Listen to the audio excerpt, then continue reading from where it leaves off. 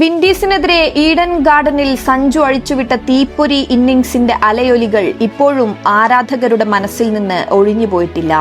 തിലകിനെയും ഡ്യൂബയെയും കൂട്ടി സഞ്ജു പൊരുതി നേടിയെടുത്ത ആ സെമി പോരാട്ടത്തിന് ഇതാ നാളെ വാങ്കഡെ സാക്ഷ്യം വഹിക്കാനൊരുങ്ങുകയാണ്. നാളെ ഇംഗ്ലണ്ടിനെതിരെ സെമി പോരാട്ടത്തിനിറങ്ങുമ്പോൾ സഞ്ജു തന്നെയാകും ആദ്യ ശ്രദ്ധാകേന്ദ്രം. ഇത്തവണ ടോസ് വീഴുമ്പോൾ സഞ്ജു ഉണ്ടാകുമോ എന്ന ചോദ്യത്തിനുള്ള ഉത്തരത്തിന് വേണ്ടി സൂര്യകുമാറിനെ നോക്കേണ്ടതില്ല. ഒരൊറ്റ പ്രകടനത്തിലൂടെ നമ്മുടെ മലയാളി പയ്യൻ അത് ലോക്ക് ചെയ്തതാണ്.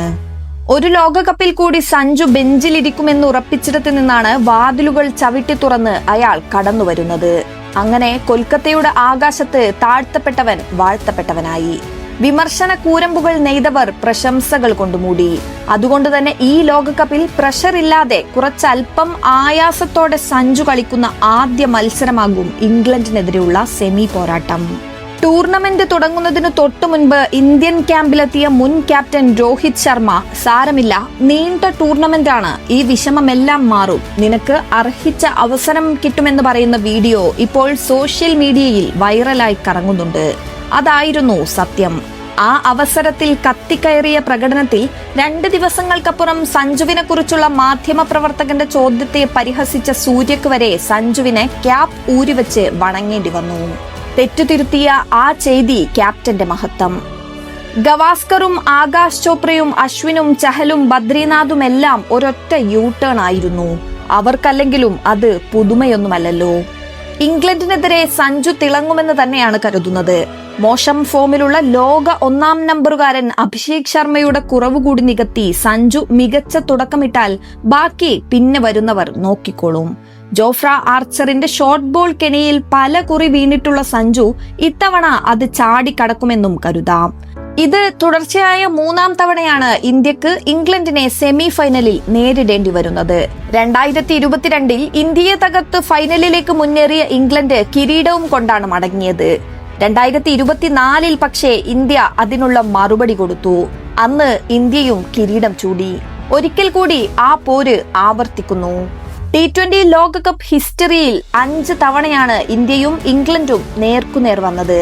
അതിൽ 3 തവണ ഇന്ത്യ വിജയിച്ചപ്പോൾ ഇംഗ്ലണ്ട് 2 മത്സരങ്ങളിലാണ് ജയം കുറിച്ചത്. മൊത്തം കണക്കുകൾ എടുത്തു നോക്കുമ്പോഴും T20 ക്രിക്കറ്റിൽ ഇന്ത്യ ഇംഗ്ലണ്ട് പോരുകളിൽ ഇന്ത്യക്കാണ് മേൽക്കൈ. ആകെ കളിച്ച 29 മത്സരങ്ങളിൽ 17 എണ്ണത്തിൽ ഇന്ത്യ ജയിച്ചപ്പോൾ 12 കളികൾ ഇംഗ്ലണ്ട് വിജയിച്ചു.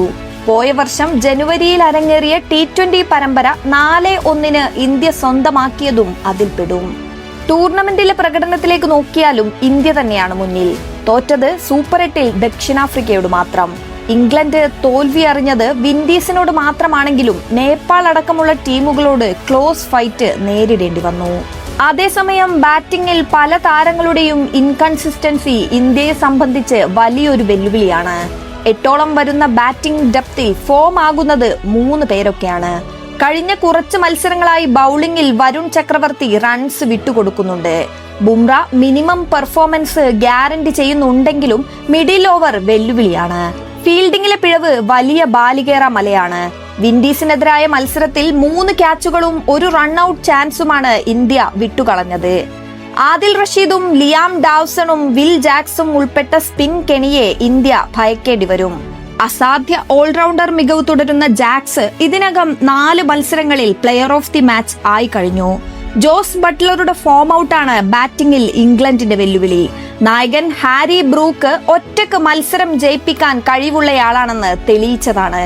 ഏതായാലും 2024 തോൽവിക്ക് ഇംഗ്ലണ്ട് പകരം ചോദിക്കുമോ അതോ 2024 ആവർത്തിക്കുമോ?